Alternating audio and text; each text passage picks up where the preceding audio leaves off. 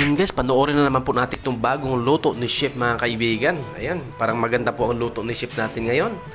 Ayan, panoorin natin to kung ano naman po ang mga style na gagawin niya dito mga kaibigan. Kasi alam nyo naman, marami talagang pagdadaraanan tong mga luto ni Chef mga kaibigan. No? Daming style, so baka may matutunan po tayo dito. Ayan, eto na siya mga kaibigan. Ayan, andito naman yung yelo mga kaibigan. Nagdurog na naman to ng yelo. Ano naman kaya ang gagawin niya dito sa yelo na to?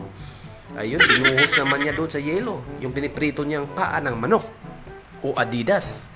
Eto mga kaibigan, ano naman po ang kakalabasan natin dito? Oh, yung iba kanina mga kaibigan is piniprito. Ito naman mga kaibigan.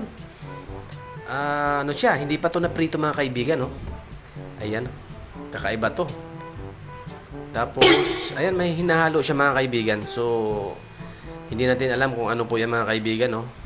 So, iba-iba po talaga ang style. Ang dami na niya mga pinakita dito mga kakaiba. Kakaibang pagka-style ng pagkaluto. Tapos, ito, nagdikdik ng mga halong sili at sa mga ricado. Tapos, ito mga kaibigan, ginisa na niya mga kaibigan. Ito, ano naman kaya ang kalalabasan? Naglagay ng itlog. Pagkatapos, ano ang ilalagay niya diyan? Ito, ano tawag yan? Kakaiba mga kaibigan. Tapos tinimplahan. Ayan na yung ano mga kaibigan. Yung ano niya kanina, yung manok niya na nilagyan ng yelo.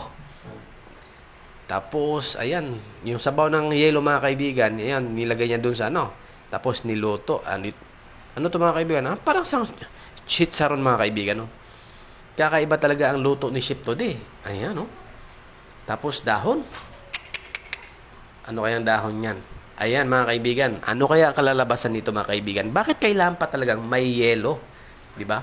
Eto mga kaibigan, ano pang pampalasa siguro yung yelo mga kaibigan?